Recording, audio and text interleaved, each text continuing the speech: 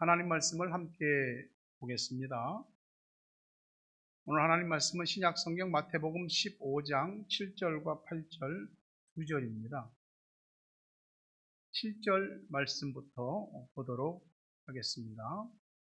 외식하는 자들아, 이사야가 너희에 관하여 잘 예언하였도다. 일렀으되 이 백성이 입술로는 나를 공경하되 마음은 내게서 멀도다. 아멘. 뉴질랜드 날씨가 하루에 1년 4계절이 다 있다는 건 익히 아는 바입니다. 지금은 굉장히 환절기이고 또 코로나까지 겹쳐 있고, 그래서 각별히 건강에 유념하시고, 또 조석으로는 일교차가 크고 공기가 차니 유의하시기 바랍니다. 하나님께서 여러분을 건강하게 지켜주시고 영적인 부분의 건강도 하나님이 지켜주시기를 주의 이름으로 축복합니다. 성도들끼리 인사하십시오. 시작. 사랑합니다. 축복합니다. 네. 같이 읽어볼까요? 말씀에 은혜 받읍시다. 잘 믿읍시다. 아멘. 여러분도 다 다녀오셨을 것 같은데, 여기 맥라렌 폴 아시죠? 거기 맥라렌 폴에 가면 안에 호수가 있습니다. 어느 계절이고 다 아름다운데, 그 호수가 잔잔할 때 그 호수에 비친 그 수풀의 모습들은 굉장히 멋진 풍경, 그런 풍경화가 없어요. 물 속에 그대로 수영돼서 보이는 거죠.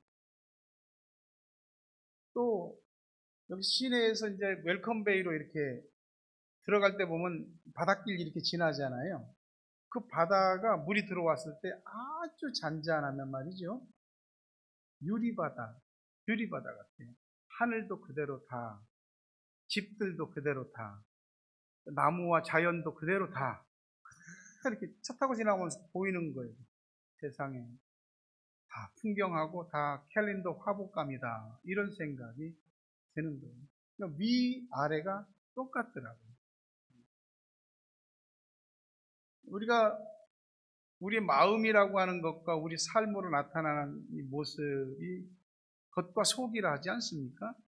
이 겉과 속이 똑같은 게 참 얼마나 어려운지, 다르다는 걸 많이 느끼게 되죠. 제가 어느 날 하나님 앞에 기도를 하고서 엎드렸는데 하나님이 제 마음에 딱 주시는 말씀이 있었어요. 외식하지 마라. 목사로서 주의 교회를 섬기며 살아온 지가 수십 년이란 말입니다. 얼마든지 형식적으로, 가식적으로 할 수도 있어요. 그럴 때도 있었습니다.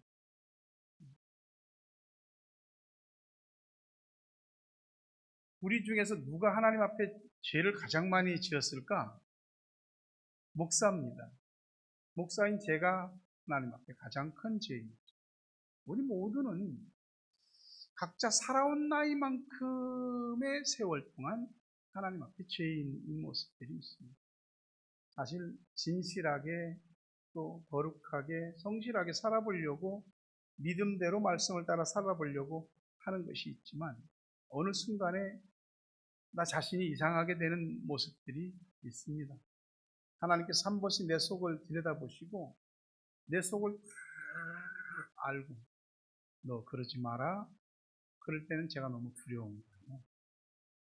바울이 고린도 교회 교인들에게 자신의 고백을 이야기하는데, 고린도전서 9장 27절 28절 보면, 25절 27절 보면, 이기기를 다투는 자마다 모든 일에 절제하나니 그들은 썩을 승리자의 관을 얻고자 하되 우리는 썩지 아니할 것을 얻고자 하노라. 그러므로 나는 다름질하기를 향방 없는 것 같이 아니하고 싸우기를 허공을 치는 것 같이 아니하며 내가 내 몸을 쳐 복종하게 함은 내가 남에게 전파한 후에 자신이 도리어 버림을 당할까 두려워함이로다.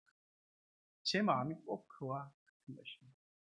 제가 날마다 하나님 앞에 엎드려 기도하는 이유가 목사로서, 주의 종으로서 가르칠 걸 가르치고 지도하고 교육하고 도리어 하나님 앞에 내가 버림을 당할까 두렵기 때문에 엎드리는 것입니다. 기도하지 않으면 우리는 우리 자신의 실체를 모릅니다. 하나님의 말씀 앞에 정직하게 서보지 않으면 내 자신의 진짜 모습이 어떤지를 우리가 모르게 됩니다. 부디 하나님이 날마다 여러분에게 은혜를 주셔서 말씀 앞에 나를 세워보고 내가 믿음에 서 있는 사람인가 스스로를 시험해보고 그리고 하나님 앞에서 내 실체를 깨닫게 되거들랑 바르게 교정, 수정, 말씀을 따라 성령을 따라 그렇게 할 수 있기를 주의 이름으로 축복합니다. 제가 유튜브로 어느 교회의 예배 영상을 보게 됐는데 굉장히 제 마음에 와닿았던 게 뭐냐면 아멘 소리입니다. 거기 설교하는 목사님이 35분, 40분 가까이 설교를 하시는데 아멘 소리가 몇 번이 나오는지 셀 수 없을 정도예요. 근데 그 아멘 소리가 남자들 아멘 소리예요. 아멘. 그런 게 아니에요. 아멘! 아멘! 제가 거짓도 이만큼도 보태지 않고 하는 겁니다. 그 소리가 얼마나 우렁찬지 아멘! 아멘! 그래서 이 사람들이 이게 정말 은혜를 받아서 아멘을 하는 것입니다. 아니면 아멘을 그렇게 하도록 교육이나 훈련을 받아서 하는 것입니다. 근데 이제 카메라가 교인들도 이렇게 비춘단 말입니다. 그럼 보면은 가식은 아닌 거예요. 그냥 가슴이 막 뭉클한 얼굴로 아멘, 아멘을 하는 거예요. 목사인 저도 그렇게 큰 소리로 분명하고 크게 아멘, 아멘 이렇게 잘 못합니다. 여러분은 어떠세요? 우리에게서 아멘이라고 하는 소리가 나옵니까? 이 아멘이라고 하는 소리가 마음속으로 할 수도 있고요. 또 자그맣게 할 수도 있습니다. 어찌됐건 우리가 하나님의 말씀을 들으면서 아멘이라고 하는 소리가 나온다면 적어도 외식하는 사람은 아닐 것이라고 생각합니다. 아멘하면 그래도 은혜를 받은 사람이거든요. 지금 이렇게 전 세계가 어수선하고 경제가 어떻고 물가가 어떻고 금리가 어떻고 환율이 어떻고 다 난린데 뭐 좀 좋은 설교 좀 하지 왜 외식에 관한 설교를 합니다. 근데 그 모든 것들은 우리 삶의 현상이거든요.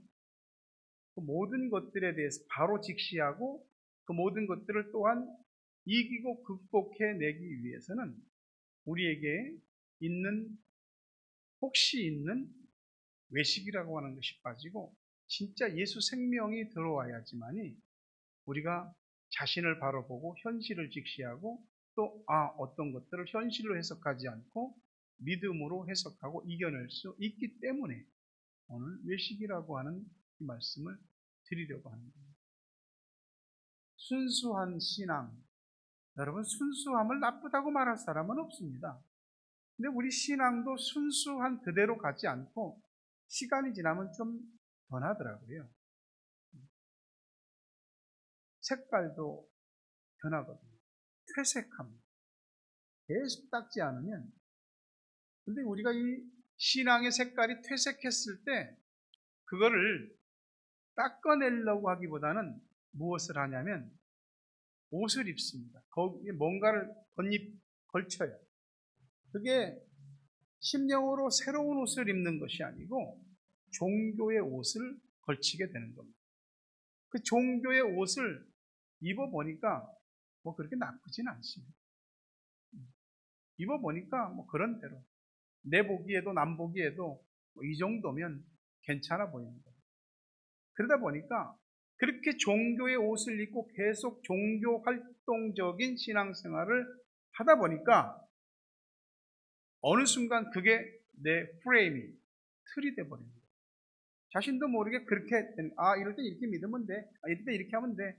일종의 그 종교적인 공식, 종교적인 틀이라고 하는 것이 우리에게 형성됩니다.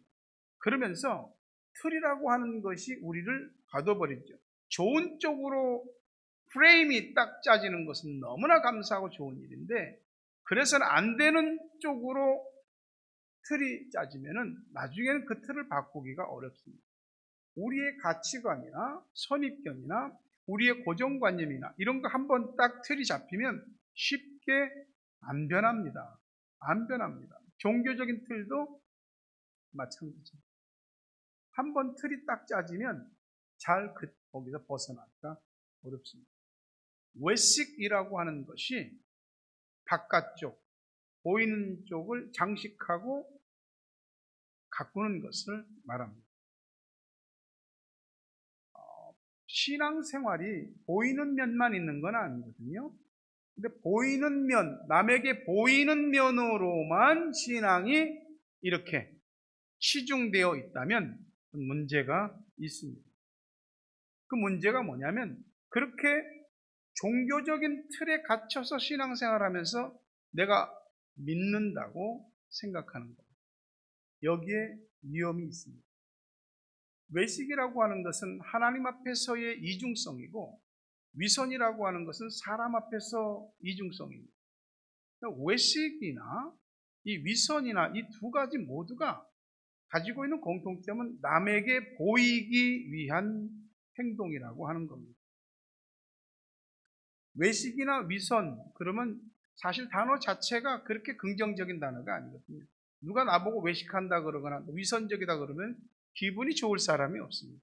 그런데 말입니다, 이렇게 거부감이 들고 잘못된 것이라고 생각하는데, 외식도 어느 정도 기본적인 형식과 실력이 없으면 외식할 수 없습니다. 위선 떠는 것도 어느 정도 자신의 기본적인 형식과 실력이 있어야 위선도 떠는 겁니다.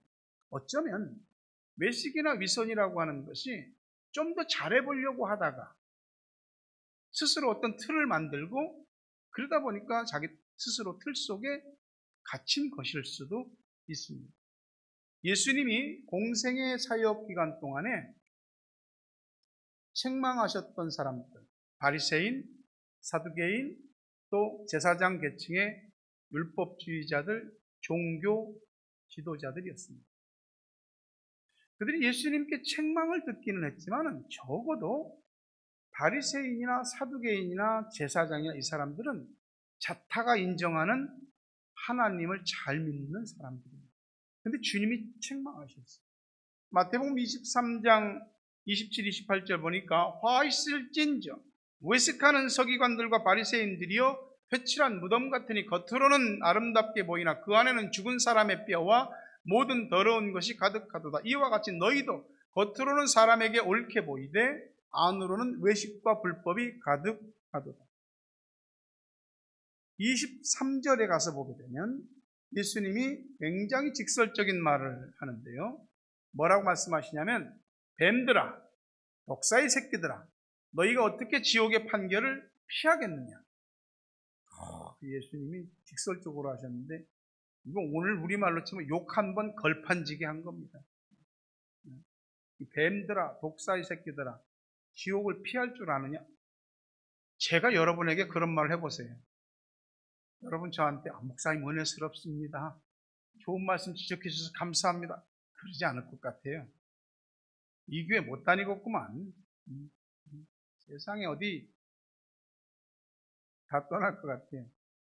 예수님이 책망한 사람들이니까 다 틀려먹은 사람들 같지만은, 우리가 바리새인이나 사두개인이나 이 제사장들처럼 그 믿음을 외식적으로라도 흉내내는 것, 그것조차도 우리는 할 수 없을 겁니다. 그런데 예수님이 왜 책망했을까? 그 사람들의 믿음이 거칠의 믿음, 입술로만 하는 믿음이기 때문에 책망하신 겁니다. 생명은 거짓말하지 않습니다. 생명은 있는 그대로 생명이 있고 없음을 나타냅니다. 생명은 쉬지 않아요. 생명은 계속해서 움직입니다. 만약에 생명이 그 모양 그 상태로 굳어 있다면 눈으로 보이는 것도 아무것도 없을 겁니다. 외식도 생명이긴 하지만은 그건 겉생명입니다. 뿌리 생명은 아닙니다. 아직 겨울인데도 우리가 알지 못하는 사이에 땅은 움직이고 있습니다. 땅은 자기가 품고 있는 뿌리들을 활동시키고 있어요. 벌써 수선화가 새순이 올라오고 노랗게 봄의 전령이 수선화가 피었잖아요. 교회 앞마당에. 수선화가 내가 피고 싶어서 핀 게 아니고 생명이 움직이면서 생명이 땅 밑에서부터 위로 올리는 겁니다.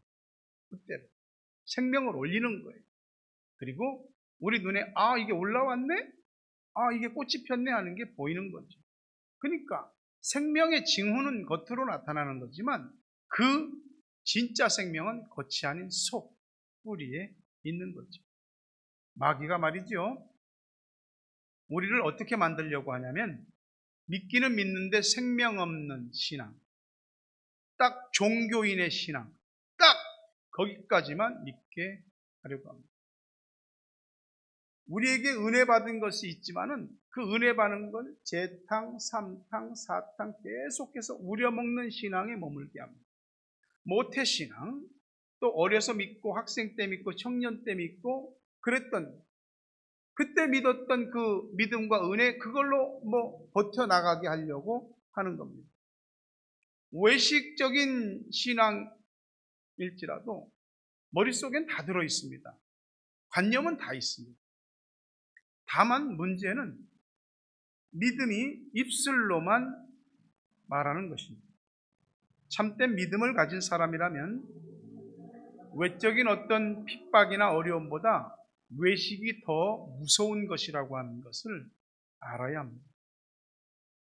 마태복음 23장 13절에 보니까 화 있을진저 외식하는 서기관들과 바리새인들이여 너희는 천국문을 사람들 앞에서 닫고 너희도 들어가지 않고 들어가려 하는 자도 들어가지 못하게 하는데 천국문 앞에 틀어막고 앉아서 자기도 안 들어가고 다른 사람도 못 들어가게 합니다. 우리 가운데는 내 신앙이 지금보다 성장하고 성숙하기를 바라는 마음이 다 있을 줄로 압니다. 지금보다 낫기를 원하죠. 하지만 그게 잘 안 됩니다. 내 신앙의 성장과 성숙을 방해하는 게 가장 큰 게 뭘까요? 그건 어떤 외부적인 요인이나 사람이 아니고 자기 자신입니다. 자기 자신이 자기 신앙의 성장과 성숙을 위한 가장 큰 장애물입니다. 어느 순간부터 우리가 예수를 믿는 게 그냥 기계에 돌아가는 것처럼 믿습니다. 기계는 한번 딱 제작해 놓고 프로그램을 세팅해 놓고 전원 넣고 돌리면 계속해서 무의미 없이 무의미하게 한치 오차도 없이 착착착착 돌아갑니다. 잘 돌아가거든요. 뭔가를 찍어내는 것 같습니다. 그런데 새로운 것에 대한 기대도 꿈도 또 하나님 앞에 뭔가 가슴이 쿵쿵 뛰는 이런 도전과 설렘도 없습니다. 그냥 교회에 오고 또 교회에서 집으로 가고 그것 다입니다. 목사님, 우리가 주일날 교회 오는 것만도 감사한 줄 아셔야죠. 예, 그렇죠. 예, 잘 모시겠습니다. 잘 모시고. 근데 말이죠. 교회에 올 때 우리가 예배 드리러 와야죠. 교회에 올 때 그냥 교회 오는 것이 목적이 아니지. 교회 와서 내가 교회에서 맡은 일들이 있잖아요. 그 맡은 일, 교회 일 하러 교회에 온다는 것은 우리가 뭔가 잘못된 것이죠. 예수를 믿으면서 늘 그 수준에 우리가 있다면 그 수준에서 변화하고 바뀌어야 합니다.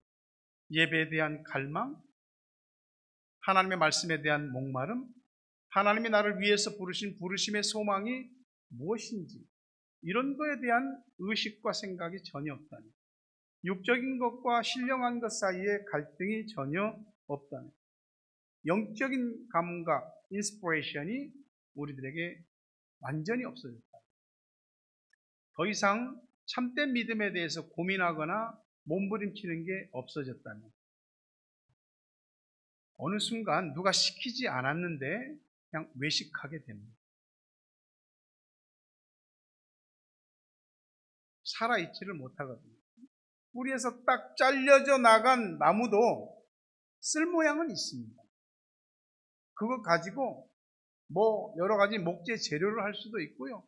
그걸 어떤 사람이 이렇게 가지고 멋지게 조각을 할 수도 있고, 그래서 장식용은 될 수 있습니다. 장식용은 될 수 있습니다. 조화로 장식될 수는 있습니다. 근데 그게 외식인 겁니다. 주의를 지키고 말씀을 따라 믿음을 살고 그런 게 있습니까? 하나님의 말씀을 받아들이고 깨닫고 각성하고 새롭게 되려고 하는 몸부림침이 어디 있습니까? 때때로 설교를 듣다 보면 어떤 부분은 내 감성에 와서 부딪히고 가슴이 뭉클해지기도 하고 눈가에 눈물이 맺히게 되기도 합니다. 하지만 우리가 사람 따라, 일 따라, 돈 따라, 환경 따라 그렇게 살잖아요. 목사님 그렇게 살지 않으면 못 살아요. 세상이 얼마나 팍팍한지 아십니까? 목사님 돈 안 벌어봐서 모르죠. 목사님 일 안 해봐서 모르죠. 여러분 그렇게 말할 수 있겠습니다. 그러나 우리가 믿는다고 하면서 우리 믿음의 체계가 다 무너지고 이제 종교적인 신앙으로서의 틀만 갖추고 있다면 이미 정신을 다 잃은 거죠. 그러면 믿기는 믿지만 외식하는 신앙이 될 수밖에 없습니다. 교회가 죽은 자들의 무덤입니까? 교회가 사람의 생각과 사람의 뜻대로 하고 사람이 편하고 사람이 쉬려고 하는 그런 휴게소입니까?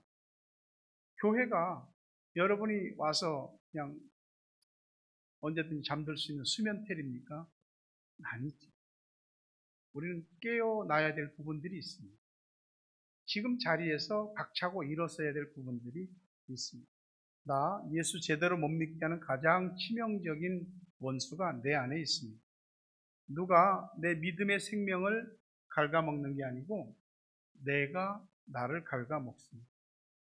교회를 나오고 교회 일을 보고 활동을 하는데 아무 생각이 없습니다. 그냥 육체적인 일로만, 인간적인 일로만 생각을 합니다. 느낌이 없는 거죠. 그게 뭡니까? 기계적으로 신앙이 돌아가는 거예요. 기계적으로 돌아가다 보면 이게 반복되면서 그 기계적인 신앙이 습관화됩니다.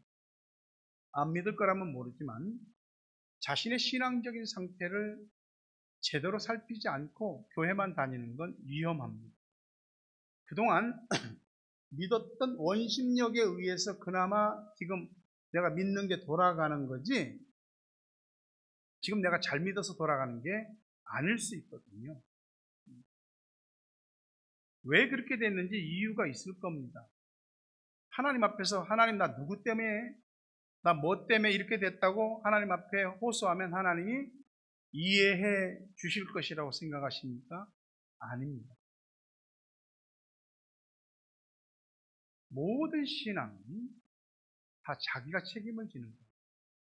하나님께서 선악과를 따먹고 범죄한 아담에게 책망, 너 왜 그걸 따먹었냐 했을 때 하나님이 야, 이 하와가 너를 참 피곤하게 바가지 긁고 그래갖고 어쩔 수 없어서 따먹었는지 내가 안다. 그런 말씀은 안 하셨습니다. 왜 그랬느냐고 그랬어요. 왜 그랬느냐. 모든 건 다 자기가 책임인 겁니다. 그대로 계속 가면 기계적이고 반복적인 종교적 습관에 젖어서 신앙생활이 가다 보면 나중에는 이렇게 굳어지는 것뿐만이 아니고 썩습니다. 여러분이 그런 본 적이 있는지 모르겠지만 사람 시체의 부패, 어떻게 부패되는가를 관찰하는 그 박사가 있었습니다. 제가 보니까 시체를 기증받습니다. 기증받아서 자연 상태에 그냥 다 놓습니다. 시체를. 그리고 그 시체가 어떻게 부패해 가는지를 관찰합니다. 여름철에는 말이죠. 시체를 그냥 이렇게 자연 상태에 놨는데 파리가 와서 거기다가 알을 놓고 구더기가 생기고 불과 한 10일 정도 되니까 형체를 알아볼 수가 없는 거예요. 믿음이 부패하면 언제 믿음이 있었는지 형체조차도 모르게 됩니다. 근데 우리가 뭐 시체니까 뭐 그걸 시체로 끝났지만 우리는 살아있잖아요. 육은 살아있는데 영은 잠들거나 죽어있단 말이에요. 그러니까 어떤 일에 대해서 판단하고 결정을 하게 됩니다. 근데 영이 죽었으니까 뭘로? 육으로 인간적으로 생각하고 판단하고 결정하는 것입니다. 만약에 내면이 이렇게 부패된 사람이 누군가를 이끈다면 그 자신 앞에 있는 사람도 자신하고 똑같은 사람이 되게 합니다. 그것이 좋지 않은 악한 영향력인 겁니다. 내면적으로 우리가 부패하면 실제로 은혜 받았던 살이 다 갉아먹힙니다. 다 파먹힙니다. 축복에서도 멀어지게 됩니다. 한번 그 시체를 이렇게 보니까 부패가 시작되니까 급속도로 그냥 썩어버립니다. 회개해야 되겠다는 마음이 들면 미루지 말고 바로 회개하셔야 됩니다. 말씀을 들어야 되겠다, 말씀을 듣고 깨나야 되겠다 그러면 뒤로 미루지 말고 당장에 하나님의 말씀 앞에 쓰고 말씀을 받아들여야 됩니다. 기도해야 되겠다 하면은 뒤로 미루지 말고 바로 기도를 시작하셔야 됩니다. 그것이 성령께서 우리들에게 보내는 영적 시그널입니다. 이 영적 시그널을 우리가 한 번, 두 번, 세 번 계속 거부하기 시작하면 우리는 하나님의 신호를 무시하는 사람이 됩니다. 자신도 모르게 성령의 신호를 계속 거부하니까 내 안에 계신 성령이 소멸하는 것입니다. 그리고 자연히 인간적이고 육신적인 생각과 판단들이 우리의 마음과 머릿속을 지배하고 그렇게 말하게 되고 그렇게 행동하게 되는 겁니다. 결국 깨달음이나 돌이킴이 없이 계속 그대로 가게 되면 선지자 이사야와 예수님이 말씀하신 것처럼 이 백성이 입술로는 나를 존경하되 그 마음은 내게서 멀도다 이렇게 되는 겁니다. 어떤 사람이 사고로 다리 한쪽을 절단했습니다. 그리고 인공 다리를 꼈습니다. 얼마나 불편하겠어요. 한쪽은 다리가 괜찮거든요. 두 개가 이제 있는데 차이점은 인공 보조다리는 탁탁 치면은 소리는 들리는데 감각은 없는 거예요. 살아있는 다리는 툭툭 치면 감각이 있는 거예요. 살아있는 교인도 그와 같습니다. 하나님의 말씀이 쿡쿡 찌르면 반응합니다. 말씀에 대해서 반응하지 않으면 그는 어쨌든 영적으로 잠든 것이든지 죽은 것이든지 살아있는 나무를 깊이 상처를 내면 살아있는 나무에서 수액이 나옵니다. 그러나 말라 비틀어진 나무는 도끼로 내려 찍어도 거기서 한 방울의 수분도 나오지 않습니다. 아무리 은혜롭고 성령으로 충만한 말씀이 선포되어도 마른 막대기 같은 그 심령은 전혀 반응하지 않습니다. 이것이 우리를 외식하는 사람이 되게 하는 것입니다. 오늘부터 부흥을 위한 제2차 21일 릴레이 기도를 다시 시작합니다. 여러분이 변화하지 않으면, 여러분이 기도하지 않으면 타우랑과 샘물교의 내일은 어둡습니다. 오늘 또 단지 설교자와 청중으로 앉아 있다면 우리 모두 시간을 허비하는 것인지도 모릅니다. 만일 내가 기계적인 신앙, 습관적인 신앙, 그래서 굳어버리고 부패하는 신앙에 있다면 벗어나야죠. 만약에 우리가 벗어나려고 깨어나려고 하지 않는다면 하나님이 가브리엘 천사를 보내도 우리 못 벗어납니다. 하나님이 쑥 끄집어 내줄 것이라고 생각하시니까 내가 하셔야 됩니다. 예수님이 가장 책망하신 사람이 외식하는 사람들이었다는 사실을 기억해야 됩니다. 생명은 겉이 아닌 뿌리에 있습니다. 생명을 회복하지 않으면 외식으로 화석처럼 굳어지고 믿음은 입으로만 신앙생활하는 믿음이 되는 겁니다. 저도 그렇고 여러분도 그렇고 부디 우리 안에 예수 생명으로 풍성해지고 예수 생명으로 회복되고 새살이 돋고 살아나게 되기를 바랍니다. 살아나는 것은 오직 말씀에 달려 있습니다. 말씀이 들리기를 바랍니다. 말씀이 들려서 말씀이 우리 안에 안착되면 예배가 새로워지게 됩니다. 말씀을 듣기 시작하면 기도도 하게 됩니다. 말씀을 듣기 시작하면 내가 누구인지를 알게 됩니다. 하나님이 어떤 분인지를 깨닫게 됩니다. 내가 어떠한 사람이며 어떠한 삶을 살아야 할지를 하나님 앞에서 하나 둘씩 깨닫게 되고, 그 깨달음을 통해서 내가 말씀과 성령으로 교정받고 새로워지게 되는 것입니다. 말씀을 마치려 합니다. 저도 여러분도 누구나 언제든지 외식이라고 하는 큰 함정에 빠질 수 있습니다. 여러분 안에 예수 생명이 있기를 주의 이름으로 축원합니다. 그래서 내면이 살고 겉도 살게 되기를 바랍니다. 그렇게 되면 하나님이 주시는 은혜와 복이 우리의 영혼과 육신과 가정과 삶에 샘솟듯 솟게 되고, 강물이 흐르듯 큰 강물 줄기의 은혜와 축복이 여러분 앞에 흐르게 될 것입니다. 부디 한꺼풀 벗으십시오. 각질을 떼어내십시오. 새로운 생명, 하나님의 새로운 피조물로 새롭게 태어나기를 주의 이름으로 축복합니다.